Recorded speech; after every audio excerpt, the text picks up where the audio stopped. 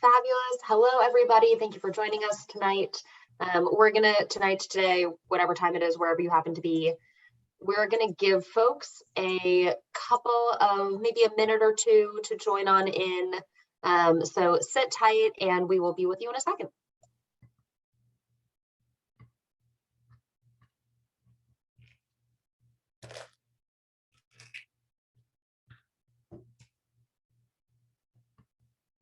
In the meantime, I'm going to share my favorite Pixar movie, and it is my favorite Pixar movie of all time is The Incredibles. There's no room for debate. Incredibles 1 is my favorite Pixar film, right behind Inside Out, which is a great movie, and Monsters Inc., the first one. That is a great film. You have excellent taste, I must say. Thank you. I did not prepare for this. I feel like I am much like maybe your students, overwhelmed with choice of Pixar films. Which one's the best one? I need to research. Soul is a Pixar movie, right? Yes. I did love Soul. Soul and Inside Out are like tie and tie for me. Yes. But Incredibles, phenomenal. I was going to say our next presentation has to be our rationale for our top Pixar picks. Yes, absolutely. You got to do your due diligence and research. What's the right fit for you? You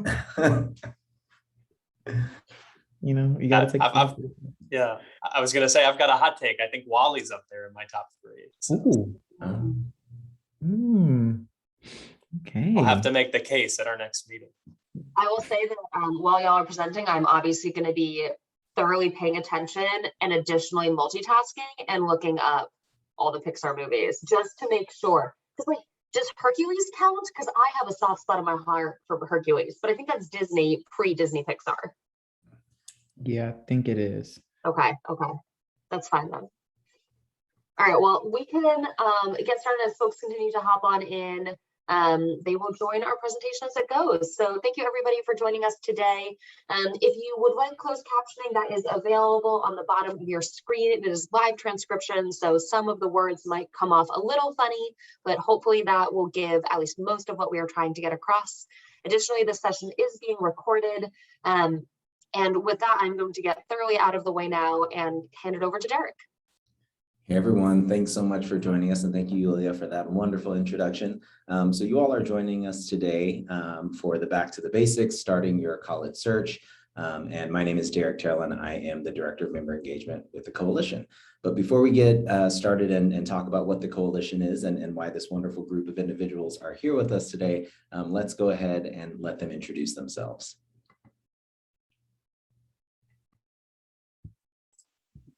I guess I can go first because I'm at the top of the slide. Good evening, everyone. I'm Jesse Tomczak, and I work at American University out in Washington, D.C. It's nice to meet you all. Hello, everyone. My name is Sierra Colon. I am one of the Assistant Director of Admissions at Eastern Connecticut State University. Hi, my name is Yulia Kravikov. I'm an Associate Dean and Director of Recruitment at Swarthmore College in Swarthmore, PA. Hey everyone, my name is Donnell Wright, and I'm an Assistant Director in Undergraduate Office of Admissions at Virginia Tech. All right, so I already mentioned my name is Derek Till, and I'm with the Coalition for College. So if you're wondering why this group of individuals are gathered here today, it's because they're all a part of the Coalition for College, and so they're all Coalition member schools. So I'll share a little bit of information about who the Coalition for College is and the work that we do. So the Coalition is actually more than 150 colleges and universities with a proven commitment to access, affordability, and student success. So at the Coalition, we believe that all of our schools are smart college choices because of the commitment that they share as they are dedicated to graduating students on time with low or no debt. And that includes students who have been historically excluded and underrepresented in higher education. So if we go a couple of slides ahead. So all of the members of the Coalition actually provide a variety of smart college choices. So as you're looking into exploring and applying to schools, there's a wide range of schools that you can choose from. So some have undergraduate enrollments as small as 347, and some have undergraduate enrollments of over 60,000 students. And then the selectivity ranges from 4% to 96%. So lots of options to choose from. But still, collectively, if you took all the coalition schools and put them and made them one big university, they would still have national averages 17% higher for retention and graduation rates. And those are super important factors that you want to consider when you think about the college that you want to go to and how much time and money you want to invest in your education. So you definitely want a place that you're going to go and you're going to thrive and you're going to succeed and go on to graduate. So when you are finalizing your college list right now, as I know many of you all are juniors and seniors, a really great place to start is by looking at the over 150 coalition schools because they make college accessible and affordable. And now I'm going to hand it over to Donnell. Great. So this is going to be a conversation for us to have a really understanding of what college is and really go back to the basics, as our title is, back to the basics, and really understanding your college search and the college search overall as it really partakes to your journey into higher education, into that field. So what we're going to really start at is really understanding college in its perspective. So the first part is that really debunking, what is college into that case. Typically when we're thinking of what college is, especially when you're coming from high school, into that case, college typically comes off of just a 4-year more of education. So when I was in high school, I'm like, man, I just went through 8th grade all the way to now I'm in 9th grade, all the way to 12th grade. So now I do more work. What else do you want me to do? Now it's 4 more additional years of education and even more, and it's at a college or university. That's typically what we have an idea of what that is.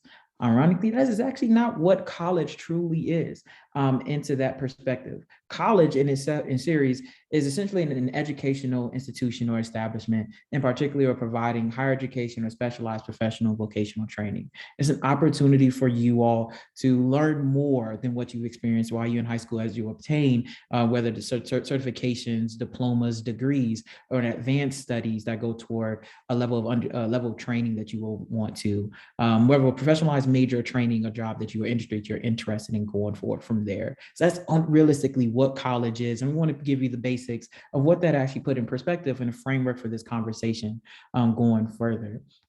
And when we think about college in this perspective, and what actually opportunities do you actually can achieve in college? In the ground level, you go from you go through your middle school, elementary school, and then you go through high school. Once you graduate high school, you receive a high school diploma. And then from there, you're able to go through several different tiers, whether that's through your associate's degree, you have your certifications or diplomas from there. That's going to, if you want to go into welding or cosmetology, being a chef or radio tech and things of that nature, those require certifications and things of that nature, but also can go into community colleges where you will essentially come in as an undergraduate student pursuing whether an associate's degree or a bachelor's degree. So 4-year college institutions, students would achieve a bachelor's degree into that. So after you finish those 4 additional years, you will receive a bachelor's degree in arts or science or any of those, or engineering or business and things of that nature, or whatever your particular college provides. And then you can go actually further more in advanced or professional degrees. Those advanced and professional degrees would be master's or PhD or EDD programs, or even when it comes to doctorates programs, whether that's your MD or your JD or even MBA programs that you'll be able to go. Those will be classified students as graduate students. So those are different opportunities for students who go from from your high school diploma all the way up to any advanced. So that's another getting an idea of what exactly you were able to achieve when you actually come to college and the avenues that you can go from there. But really putting in perspective, when we're thinking about college and your cert, is really putting in what's really the importance behind it. And this goes into directly into the education and training page that it goes from the higher the degree you have, the more money you are capable of earning from then. So you can see on our graph that students with less than a high school diploma actually achieve significantly less money than students who have at least a associate's degree and even more a bachelor's degree. So this is where it comes to the importance behind having a college degree and the pursuit to further higher education into that perspective. So at the end of the day, you shouldn't be asking if college or higher education is an opportunity for you, but what is that path? What is the right fit for you going toward their pursuit for higher education in college as a whole?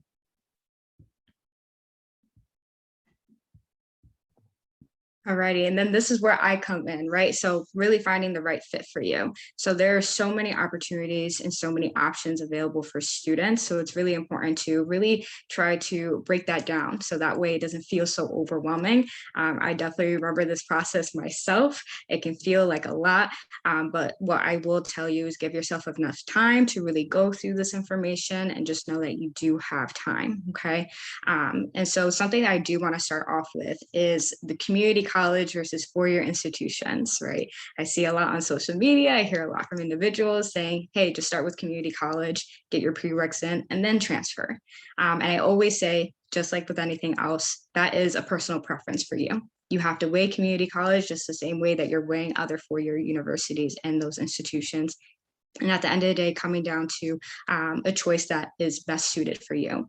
So something to think about when it comes to community colleges and the transferring process is that one, the level of instruction is different. Okay, so thinking about that, what level student you are, what pace you learn at. So just, think of it as that, as one part of that is that there's a different level of instruction.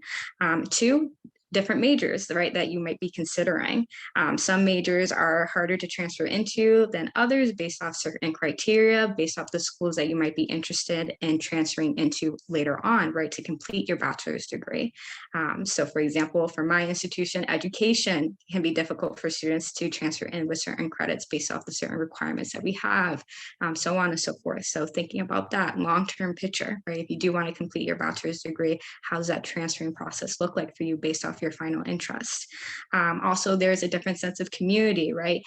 You also have to balance your time management a little differently as well, especially that's something that you're still working on as you're leaving high school. That level of independence looks a little different too. Also, definitely want to mention that scholarships, right, and merit-based financial aid, that could be a significant difference, right, in the transferring process versus coming in as a first-time student into a four-year institution. So, so many different areas to think about when you're comparing community colleges versus four-year institutions. So I don't want you to think that it's a blanket statement, just go to community college first, then transfer in. At the end of the day, sincerely compare and weigh all your options, right? Compare community college if that's something that you're interested in, and also the different four-year institutions that might be of interest to you. And never be afraid to ask questions to the admission counselors and say, hey, I'm thinking of transferring. Is that something possible that I can do? What would that look like for me based off my final interest? Okay. I always like to inform students of that. When we're looking at different institution types and why they matter, there are a couple that we definitely want to review quickly. There's public, private, nonprofit, and for-profit. And you might find these different institutions within your area or even outside, right? So if you're thinking of moving out of the state that you're currently in and possibly becoming an out-of-state student. So there's a lot of different areas that you want to think about when it comes to these different types of institutions. Public, typically funded by state. They can offer typically a wider range of majors, research opportunities as well. Private, they're privately funded through tuition fees and endowments, so on and so forth. And they might have more selective majors, more selective niches, I should say, that you might be interested in, and so on and so forth. Then there's nonprofit, so they really focus on student success, right? And making sure that they're looking at graduation rate, retention rate, student satisfaction, so on and so forth. Again, making sure that they're there for the student first. For-profit looks a little different. They're owned by independent businesses, and they're not as accredited, not as typically accredited as other public or private nonprofit universities. So if that's something that I'll leave you with when it comes to these different institution types, is really look for accredited university or college to ensure that you're getting a quality four-year education. Now, where to start when it comes to looking at the different colleges and universities? There's a lot. So I went ahead and divided it into three different areas for everyone. One, kind of considering the actual campus, okay?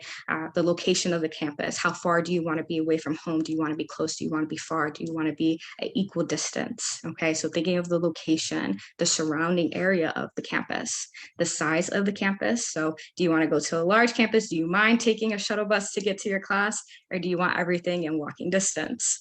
The student body, what the student body comprises of, the size of the campus in general, how many students are going to be in your classes, student to faculty ratio, so on and so forth. Athletics. Is that a big part of your college search? Do you want to go to a D1 university? Or are you okay with just playing intramurals and going into club sports and making sure that there's plenty of options available for you when it comes to that and just staying active? So definitely thinking about that. Housing facilities. Definitely that comes into touring the campus, right? If you're looking to live on a campus, really making sure that you feel comfortable within that environment and that they have appropriate housing facilities made for you, that you'll feel comfortable living there, especially all 4 years, if that's something that you're considering. And also the faculty and staff who's teaching the courses, what level of degree do they have in the courses that they're teaching, so on and so forth. Are they adjunct? Are they full-time professors? So definitely important questions to ask. Then you want to consider the resources. What type of majors do they have? What type of research, professional development opportunities? That's huge. Do they have like a Center for Internships and Career Development? That's something that Eastern Cars our office. How many students are completing research, professional development opportunities outside of the classroom? Support services in general to ensure that you are doing well in all aspects, academics, social, emotional, really acclimating well to the campus, making sure that they have plenty of support services in that area. Student activities, making sure that there's always something for you to do outside of the classroom, and general resources available too. So transportation, for example, meal plan options, so on and so forth. So all those little things that you'll utilize day in and day out, you want to make sure a university has. And then considering the enrollment process, the selectiveness of the admissions process, right? What are the university's averages that they're looking for? Are they SAT, ACT test optional, so on and so forth. So really making sure that you're understanding the different areas that they're looking for in the application process. Pay attention to deadlines. So different universities have deadlines. However, universities may extend those deadlines. So pay attention. That may be a great opportunity for you to go ahead and submit applications, utilize application fee waivers, also paying attention to any rolling admissions, so on and so forth. Then, of course, there's scholarships and financial aid that I will actually touch upon a little later. So we'll definitely get into that briefly. So this definitely plays nicely into the coalition member schools. So the coalition provides tools for students to utilize to go ahead and start looking at some of their member schools to ensure that they're making smart college choices, okay? So the coalition, as stated earlier, has more than 150 colleges and universities with proven commitment to access, affordability, and student success. So you can see those different areas right there, those bullet points, and they do provide a set of tools called My Coalition to help students learn and prepare for and apply for college. So this is a great starting place for you to have that and say, okay, this is where I'm going to start. That way I can start looking at the many different options that are available for me and making sure I'm making a smart college choice.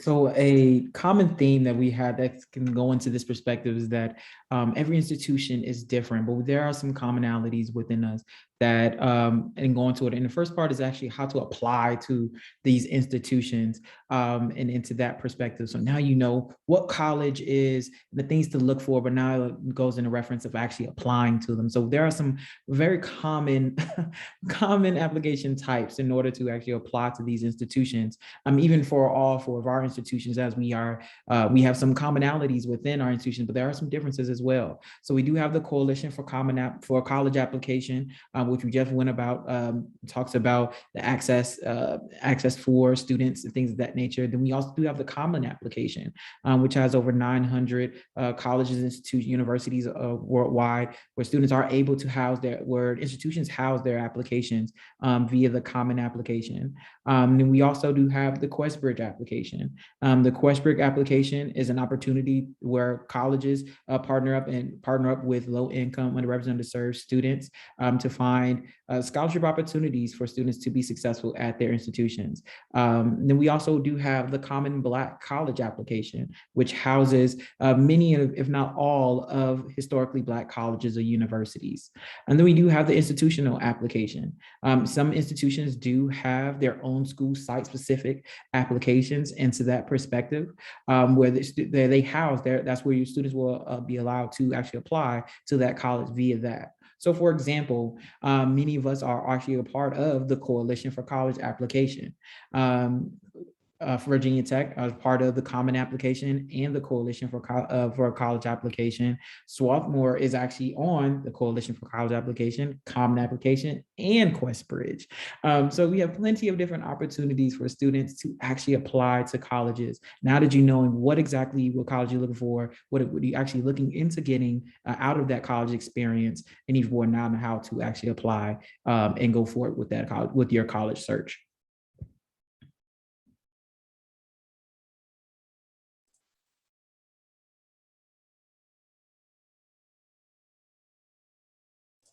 Great. So I'm going to jump in. And again, I think Donnell did a great job of talking about the different types of applications that you may be considering. Once you've sort of narrowed down the application that you're choosing to use, then you have to wrap your head around the different decision plans. Some of you seniors may already sort of, you've done your research, you may have already picked kind of which decision plan you're going to move forward with. Some of you may still be on the fence and trying to figure out which of these admissions plans is kind of the right option for you. I'm going to jump down to regular decision first. I think this is probably the most common type. Most schools are going to have some type of regular decision option for you. This is, most commonly students applying in January. It's a non-binding kind of commitment. So you're submitting your application, and if you're admitted, you typically find out later on in the spring, so sometime in March or maybe early April at the latest.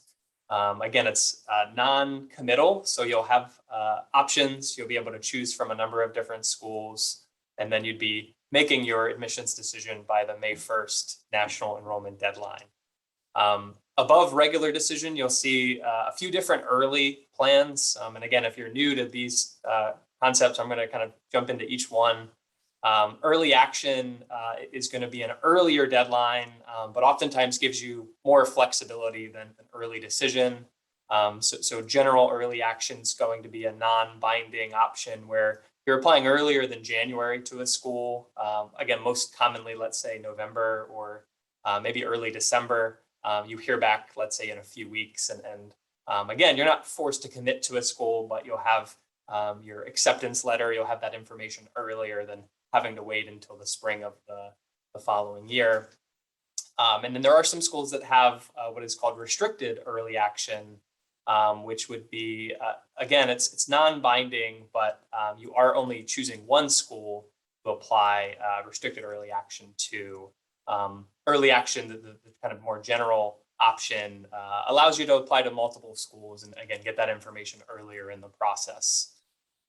Early decision is probably the most restrictive, I would say, and it is a really good option for a lot of students. If, let's say, you have that dream school, you have a clear number one choice after you've followed Sierra's advice and kind of figured out which schools are the right kind of match for you. If you have that sort of number one choice, that dream institution, early decision could be a great option for you, as I mentioned. And this is going to be the one kind of binding route that you're kind of going down. And basically, you, the student, your parents, and then your college counselor will all fill out an agreement basically saying that I'm kind of committing to this school through that early decision plan. And if I'm admitted, I'm going to withdraw my applications from every other school and truly commit to that institution. So again, early decision could be a good option if you want to find out early, one, and two, kind of commit to a school on the front end of the process. Schools that offer multiple early decision plans, and I think American's a good example. We have both early decision 1 and early decision 2. Those processes are pretty similar, but the deadlines just are a little bit different. So early decision 1 for us, you apply by November 15th and hear back by December 15th. And then the early decision 2 option, you would apply by January 15th, hear back by February 15th. So again, a lot to kind of parse through here. I imagine we'll maybe have some questions and we're going to have time for Q&A afterwards. But again, definitely kind of do your homework. Know that if you haven't sort of mapped out kind of what decision plan is the best fit for you, as of now, you still have plenty of time to sort of figure that out. And I'll quickly talk about rolling admissions. These are going to be, this is an option that schools will offer where As soon as you complete your application and submit all of those different application materials, you typically find out kind of your decision somewhat immediately, in the next week or two, once those application materials are complete. So again, I look forward to kind of chatting more about timelines if you all do have questions. And now that we've talked about the application, the college search, the different decision plans, we're going to now transition to talking about what admissions offices are actually looking at once you submit your application. So I'm going to talk about kind of the academic side of that process. And I guess as we start looking at applications, most offices are going to practice what we call holistic admissions. Many of you may have heard this if you visited schools or started that college search already. And this basically means we're going to be looking at all parts of the application. So there's not one particular factor that's going to make or break your admissions decision. We're not just admitting students solely based on a GPA or a test score or the activities you've been able to get involved in throughout high school. So that's worth mentioning. As I mentioned, talking about the college transcript, that is you are much more than a GPA. Reviewing your transcript, we're not just looking at your weighted or unweighted GPA, but we're kind of diving deeper. We want to know what grade trends are happening from your first semester or first quarter of freshman year all the way up to your senior year. Maybe we've got your quarter or mid-year grades at this point. We want to see the rigor that is sort of available to you at your high school. Are you challenging yourself within your school? I would say most offices won't have a preference on whether you're taking AP classes or IB classes or dual enrollment courses or honors. We really just hope that students are taking advantage of what's available to them at your high school. So again, hopefully you're challenging yourself, taking some of those rigorous courses and doing kind of the best you can.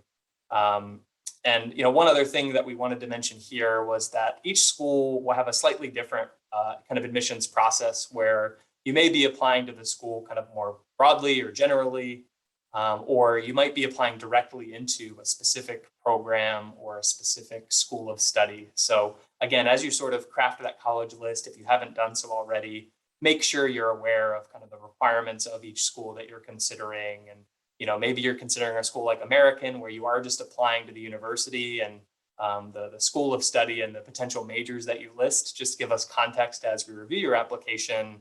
And maybe Donnell will talk about Tech's approach where you actually are applying directly into a specific program. And the chances of being admitted to one program over another may differ. So we can certainly revisit that topic if we have some questions in the chat later on. I don't want to spend a ton of time on testing, but I will talk about, most schools accepting either the ACT or the SAT. Most institutions do not have a preference on which test you are submitting. And I think another topic that you may have heard in the news or as you visited schools is test optional admissions. And whether it's a school kind of transitioning to test optional admissions in kind of the last few years, or maybe a school that's been proud to be test optional for a decade plus. If you haven't been able to take a test score, or maybe you don't think a test score is the best reflection of your academic ability, you could certainly consider this test optional approach where we're not going to look at your test scores at all. And American's a school that's test optional. And instead, we're going to spend more time with your transcript and these other parts of the application that we're going to talk about. So definitely consider test optional admissions if that's something that kind of sounds like it would kind of be a good match for the experiences that you've had. And again, just know that admissions is not going to be based solely on a test score or that GPA that's calculated on your transcript. Quickly to close, I'll talk about the letters of recommendation. I think it's always helpful to hear from your teachers and your school counselor. Those teachers give us that maybe 25-foot view, the type of student you are in the classroom, how you collaborate with others, et cetera. Where the counselor maybe gives us that 25,000-foot view of the type of student you are in the context of your school, what clubs you've been involved in, how you're sort of taking advantage of what's available at your high school. So those letters are certainly valuable. We usually get questions about kind of which teachers should I be choosing to write those letters. My recommendation is pick teachers that know you really well. Typically pick at least one, if not maybe all of your letters from core subjects. But again, I think most schools are pretty flexible. If you maybe have a non-core teacher that really knows you well, we typically are fine with seeing at least one letter of recommendation from a non-core subject. And I think this idea, the impact of COVID over the last 2 years, we wanted to talk about how flexible our offices are going to be with everything that you and your family and individuals all over the world have kind of endured over the last 2 years. So, maybe it's virtual schooling that wasn't your strength. Maybe it's pass-fail grades that we're going to see on your transcript. Maybe it was even a dip in grade performance over the last 2 years as you sort of navigated the pandemic. Just know that these admissions offices are going to be flexible as you hopefully get to know us over the next 30 minutes or so. And as you've gotten to know us over the last hour, let's say, we're human. We certainly want to, do our best to advocate for you students. And again, just remember that we're going to be as flexible as we can be throughout this process as we start reviewing those academic pieces. It's always fun whenever the note of us being people comes up. I had a school visit at one point where I mentioned some TikTok trend, and it was these two 17-year-old girls who were just like, "Oh my God, what do you mean? Why do you know this?" And I was like, "Oh, if it's good, it's good. If it's good, it's good." So I'm gonna chat with y'all about personal context, and I often think about the admissions process as having two sides. There is that academic piece that Jesse talked about, and then there is the everything else. And the academic piece is critical because we don't want to admit a student who isn't going to be successful on our campus. It's just not fair to you. It's not fair to your family, to your community, to our faculty. And so that academic piece typically really has to be there. But luckily for all of us, a lot of our students who apply to our campuses and a lot of students who apply to a lot of schools are generally able to do the academic work. And so that's where this personal context piece comes in. It's that everything else bucket.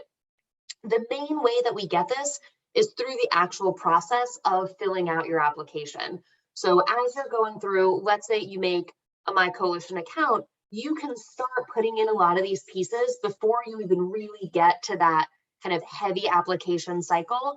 This session is targeted to seniors, but I know that we have some juniors in here as well. So if you go into there now, you can start filling out things like, what is your mom's name? Did your dad go to college? Do you have siblings? Little pieces like that take a lot of time when you actually get to the college process. So if you can get started on it even a little bit now, it'll save some of that stress and save some of that anxiety as you get to the actual kind of senior year of bulk of all of it.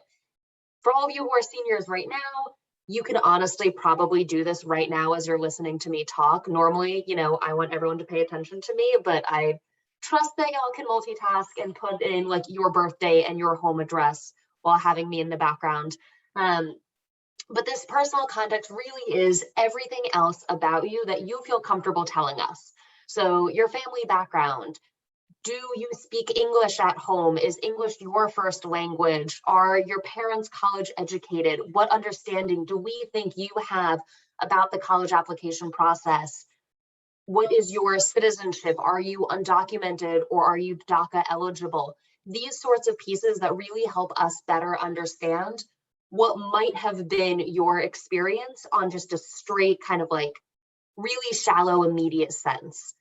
We then get into the actual specifics of you. And so that'll be things like your extracurriculars. The big thing I will stress about extracurriculars, because this I feel like is always forgotten, if you have a job or if you have family responsibilities, those two are always the two where we will be reading those letters of recommendation that Jesse talked about, and it'll be a school counselor who says, it is amazing how much work Derek has been able to do given that he works 20 hours a week. And you're like, oh my gosh, Derek is working 20 hours a week. Why didn't he tell us that? And so getting that information, those two in particular typically get forgotten and they're so critical. I also read for New York City for Swarthmore. And so I will read New York City with Google Maps open because a lot of my fabulous New Yorkers have 2-hour commutes one way. And so I find that they often, for them, that's normal. And so they don't think to tell us. Or maybe in your family, it's expected that you are the one who is home at 3 p.m. to take care of your younger sibling while your parents are working. If that is the case for you, we still want you to tell us. And there's a very convenient dropdown called Family Responsibilities that is in there and waiting for you already. So please, those two in particular always get forgotten. Not to say that we value them more or differently than, being on the yearbook or being part of the track team, but making sure that as you're filling out those applications, you're really giving us the full depth and richness of what it is that is taking up your time. And that can be, especially over the pandemic, I have been reading a lot more. I have been working on my drawing. I've decided to teach myself Spanish on Duolingo. Whatever it might be that is your thing that's been really taking up your time, because again, that just gives us a better sense of what it is that you're up to. Essays are the next really big thing, and hopefully somebody has talked to y'all about essays already. They are kind of the big scary specter of the college admissions process. And there's two main types. You will have your main kind of the college essay, your 500 to 700 word essay about whatever it is that you want to tell us about. And this essay really can be anything. It is one of the big distinctions between a undergraduate personal statement, and then as Donnell was talking about, those graduate schools, a lot of them will require statements of purpose. The personal statement really is just tell us something that matters to you. And that can be anything at all. We're really trying to get a sense of who you are, how you walk through the world, how you view the world. And most of that comes through this big essay space. Some of those essays can be about things that have happened to you, about structural things, like you moved a few times and that was really formative because you had to break out of your shell and make new friends because you were moving so much.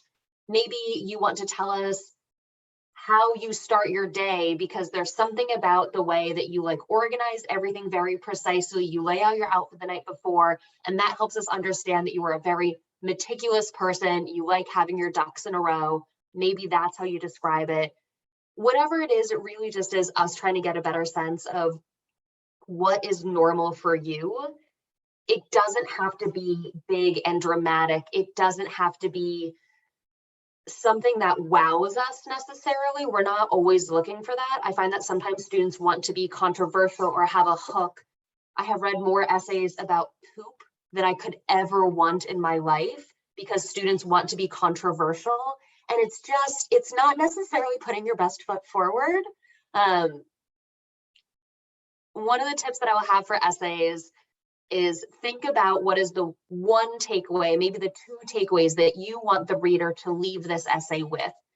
Oftentimes students will write about significant others in their lives who are important, like grandma is really important to you, but then we leave your application really understanding grandma and being really excited to admit grandma, but she's not the one who's applying. And so making sure that it's something about yourself that is important to you, whatever that might be, and not necessarily having to have a lesson at the end of it. We don't need some deeply traumatic story about your life if you don't want to tell us.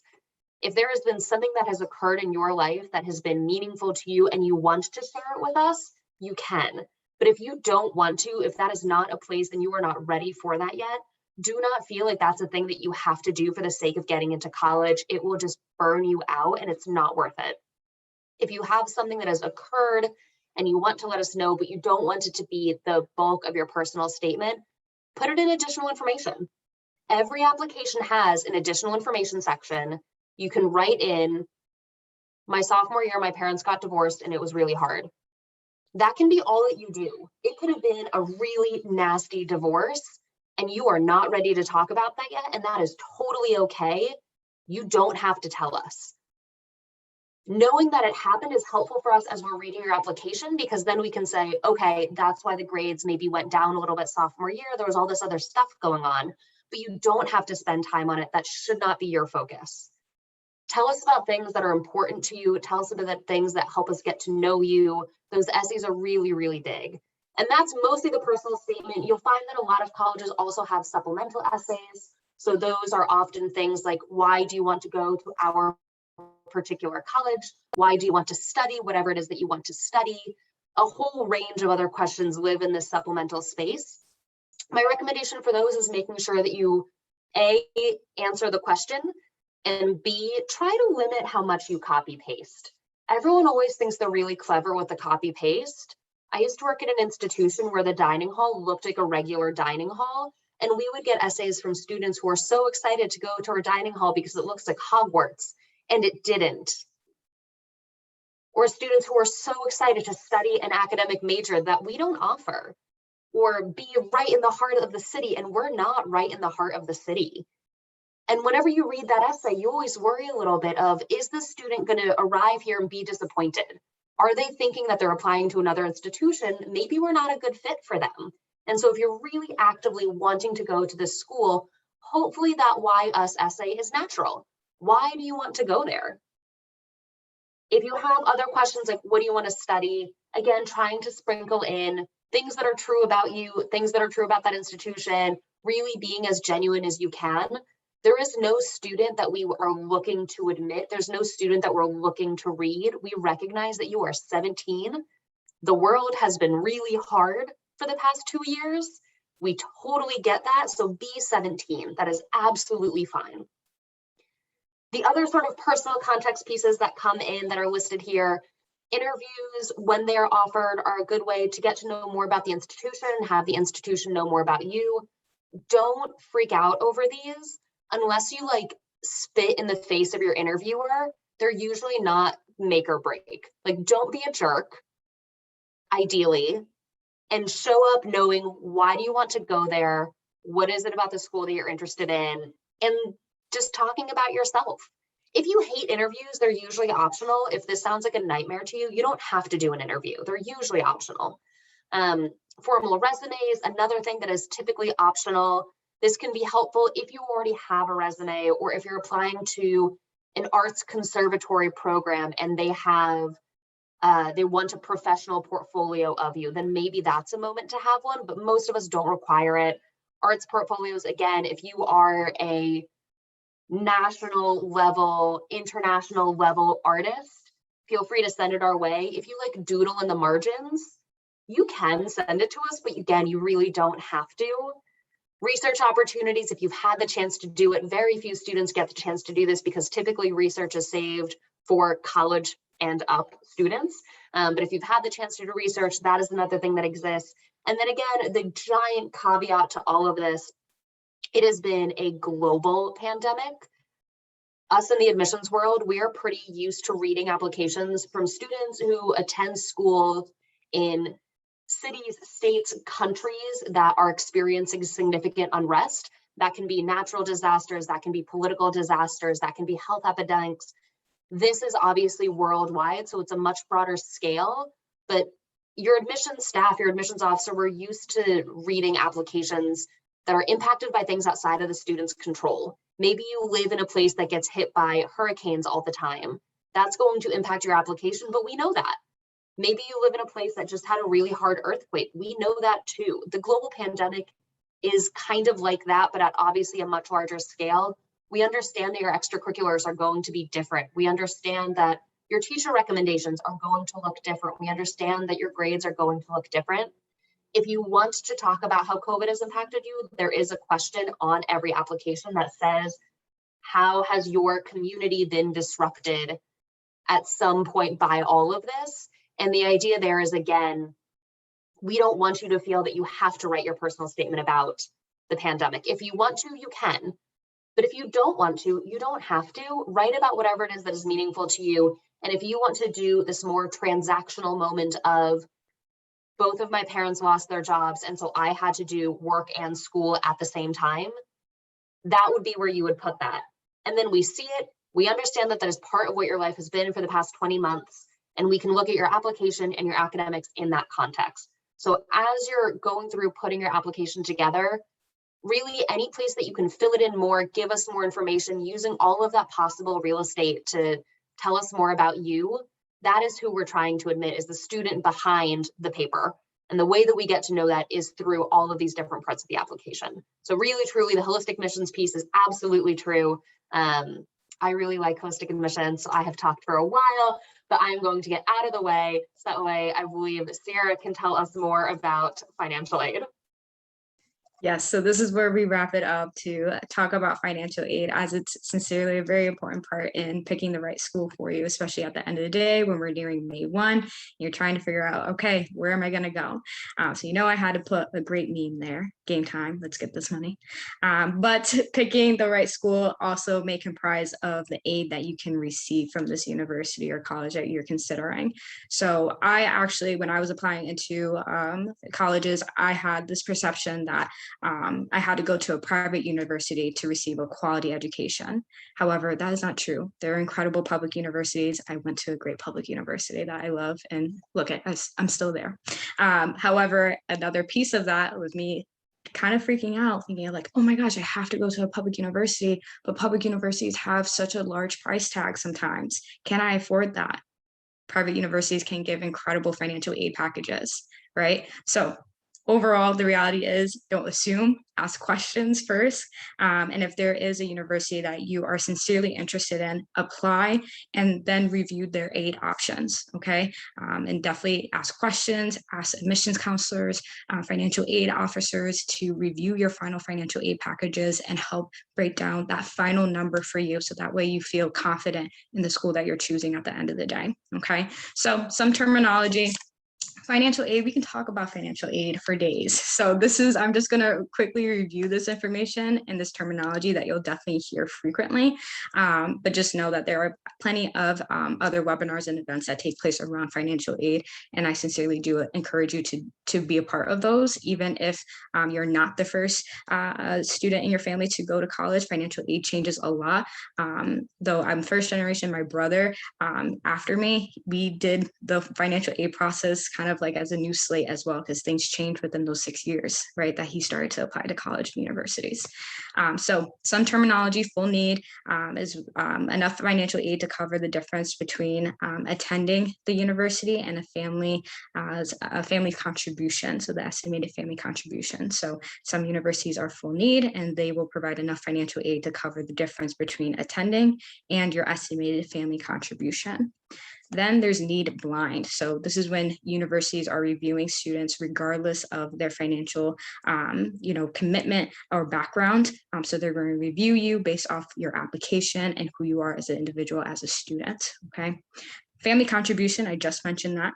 Family contribution is the index number used to determine your eligibility for financial need or financial aid packages. Okay, so this is where FAFSA comes into play, getting that estimated family contribution number, which again, I'll kind of explain further out. Student contribution. So there's a family contribution, what a family can provide for a student's education, and then the student contribution themselves. Many times you won't see that very high number for student contribution, especially if you've just been doing, your regular job, part-time job throughout your time as a junior, maybe senior in high school. So just know that as well.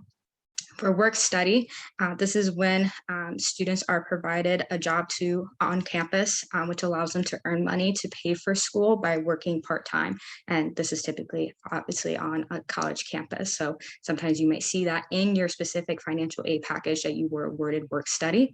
However, if you weren't awarded work study, that doesn't mean that you may not have the opportunity to work on campus. There still can be campus employment opportunities for you. So there is work study, but if you do not receive that, you still may have the opportunity to work on the campus that you will be living on. Then there's loans and grants. So loans, that's when you borrow money to attend college.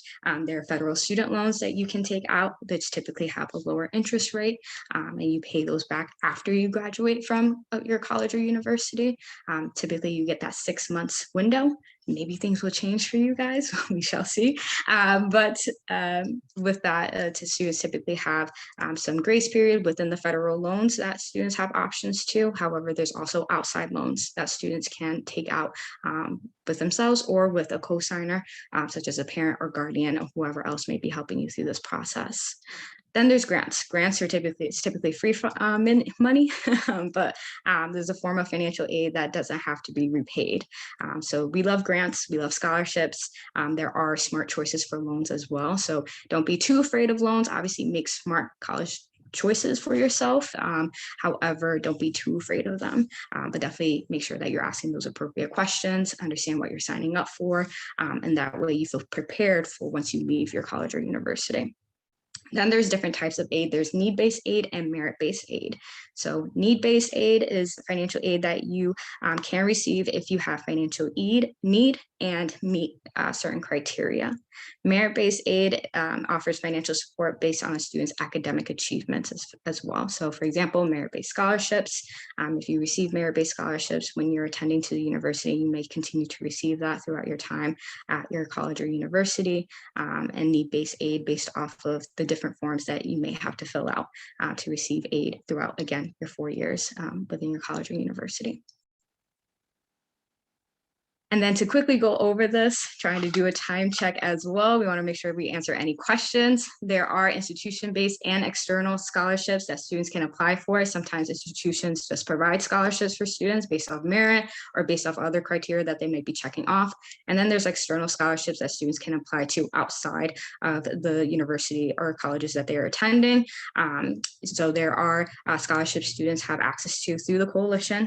Another incentive to look into the coalition and create a My Coalition profile. So that way you can, again, research different scholarships that may be appropriate for you to apply to. They have many different deadlines.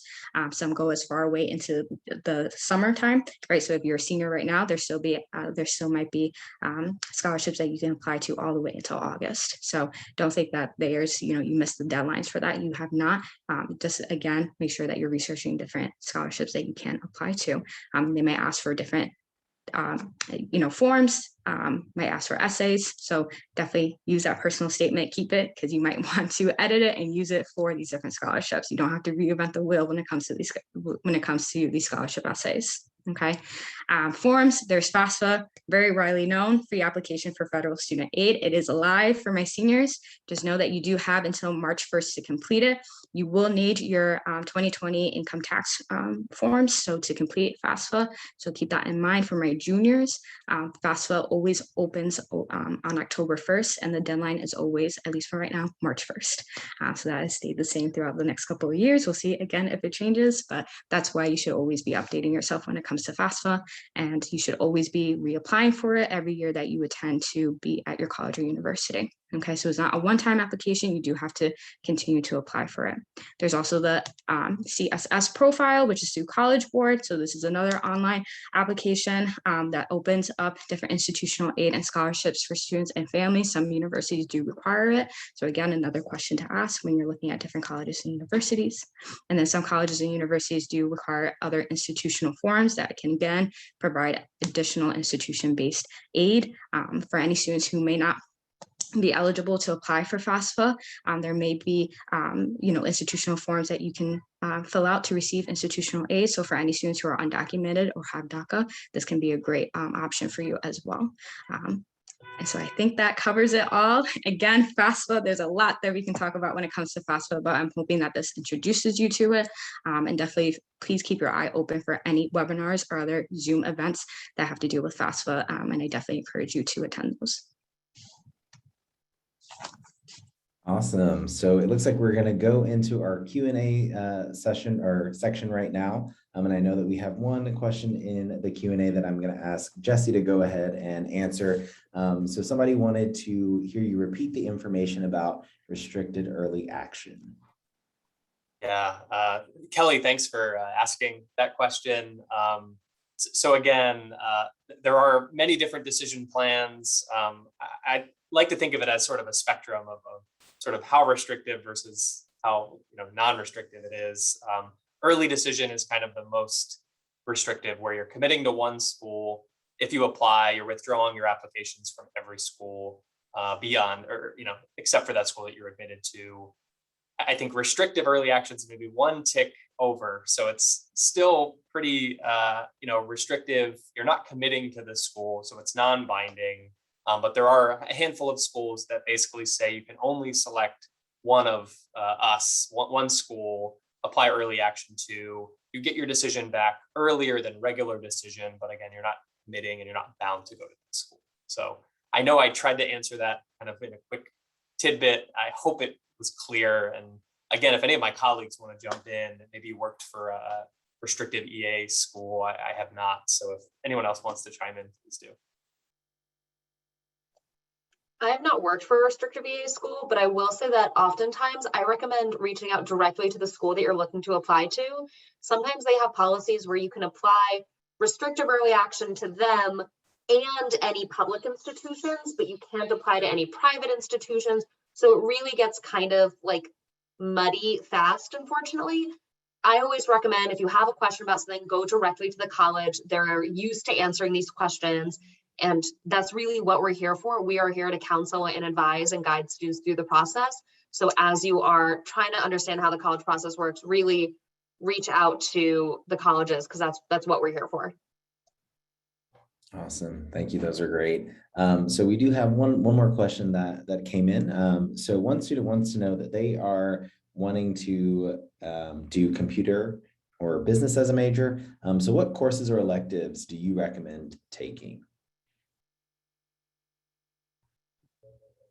I'll go ahead and answer that into that case. And certainly this is something that's going to differ per the institution, and what will make you look competitive for the institution that you are applying to, and your overall high school transcript that you're taking that would align with it. Specifically for Virginia Tech, since you're applying directly into a major, for us, that's where it's going to be really important to find some of those majors that capitalize on your strengths that you are taking, that you have, but as well align with the major that you're interested in. So for example, a popular major for us would be business information technology, right? We will obviously want you to take statistics or calculus into those areas, of those are courses that you would take while you are a student at our institution, but as well as continuously taking the most rigorous courses that your high school provides in the context that your high school actually provides. We can't penalize you if you're unable to take certain courses if your school does not provide those courses, but we want to see that you're taking the most rigorous courses in your core classes. So AP, IB, dual enrollment courses that are available and you're able to take and be successful in those most rigorous courses. Calculus, statistics, any computer science courses will definitely be great. Economics, macroeconomics, microeconomics are great courses to take. Even psychology courses are also great courses to take in that reference as well, and going into either whether it's computer science, computer engineering, or even getting that collaboration between computer and business. So those are the great courses to take that align with that overall, but you still want to take the most rigorous courses in your core courses that you have, because many of those things are going to translate into some of those core classes that you have to graduate, your graduation requirements, or even just your area requirements once you are a student at any respective institution. Awesome. Thank you so much, Donnell. So we do have just about 2 minutes. Don't know if anybody wants to chat in one more question before we close out the evening. But I will say that I did drop a link into the chat there. There are tons of resources I know that each of these individual schools will provide, but we do have some other recordings as well as articles and things around financial aid in the college admissions process that are available on the coalition website as well. For those of you all see here, I mentioned the FAFSA as well as the CSS profile. We just did a CSS profile session last night, so that will be available on our website probably early next week with great tips on how to fill that out. So, but if there are no other questions, I will go ahead and say thank you, obviously, to all of the students and the families who tuned in. But then I'll let you all, if you all want to impart with any words of wisdom, as we have these juniors and seniors even who are on the call. And I'll let Yulia kick it off with last word of advice. Shoot, we didn't decide on the order. That was surprising. Luckily, I am chock full of advice always. I would say be organized. At the start of this, we were joking about our favorite Pixar movies, which, by the way, I'm going to throw Coco out there as another really stellar Pixar movie. I know, you're welcome. Being organized is really key. I recommend putting everything into like a spreadsheet that has the name of the school, any deadlines that it has, what's their financial aid policy, do they have your major, really keeping things as tight as you can and trusting that as you're being organized, as you're being diligent about this, I will often say, past Yulia has set present Yulia up for success. So that way future Yulia is good. And that requires present Yulia like filling out the spreadsheet and doing all the things that when it gets into the actual crunch time of you have a paper to write, you have to go to your job, you've got all these things going on, you can just go on autopilot. So being as organized as you can, that's my big tip. I'm gonna send it to Sierra next. So I would say, I think it's really easy, especially just the day and age that we're in, right? We're always on social media, TikTok. I find myself on TikTok way too much, more than I would like to admit. But I think it's easy to compare, right, yourself and what you're doing, comparing yourself to your peers, listening to, outside sources saying, oh, you should do one thing versus the other thing, and this is why.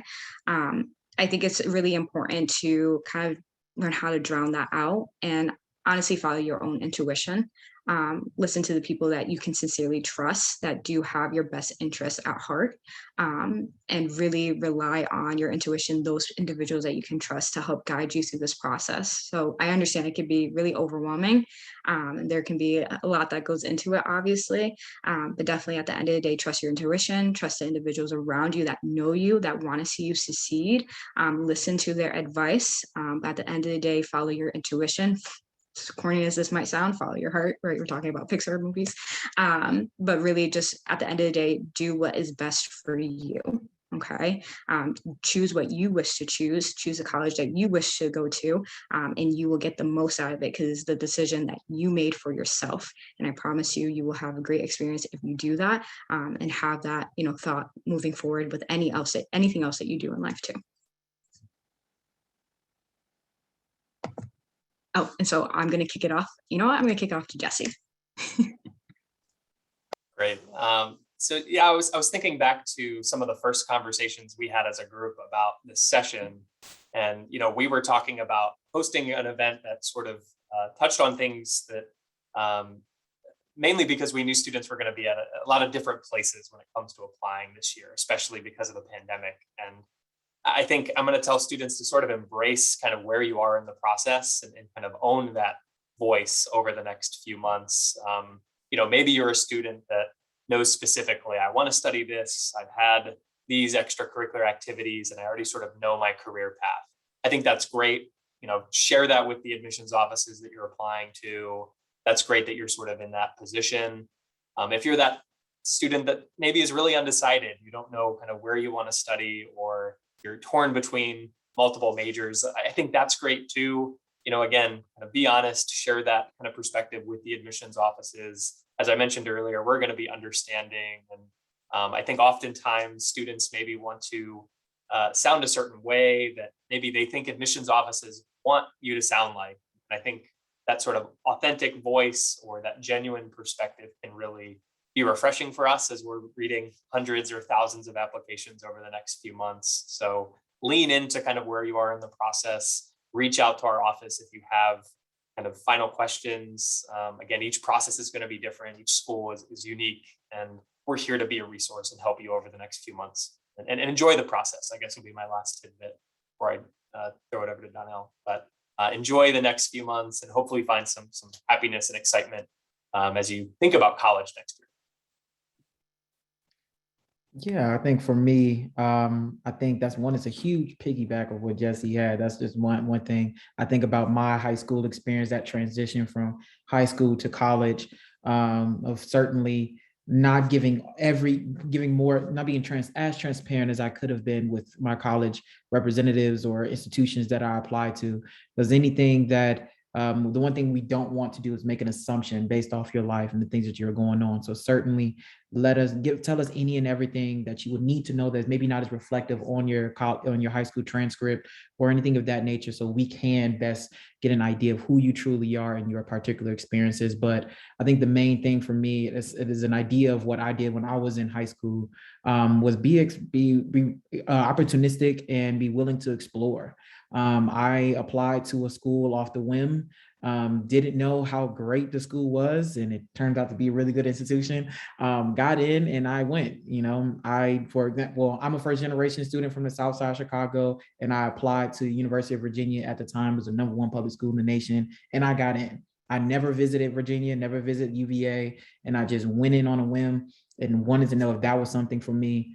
I was willing to go out and explore and try different things and use college into that effort, not just to learn more things and figure out exactly what I wanted to do, but as well as put myself in different areas and experiences so I can experience much more than just what I've experienced in Chicago. So that's something as well to think about, thinking about your institutions, whether that's thinking of if the same colleges that your friends are applying to or your parent and guardian apply to, think outside the box, look at other institutions that may, be that opportunity for you to grow into the person that you are destined to be. So just another opportunity for you to be opportunistic and explore the many things that are out there, as all 4 of our colleges are different in their own rights, but still provide a great opportunity to be successful academically, mentally, physically, emotionally, psychologically. So that's it for me.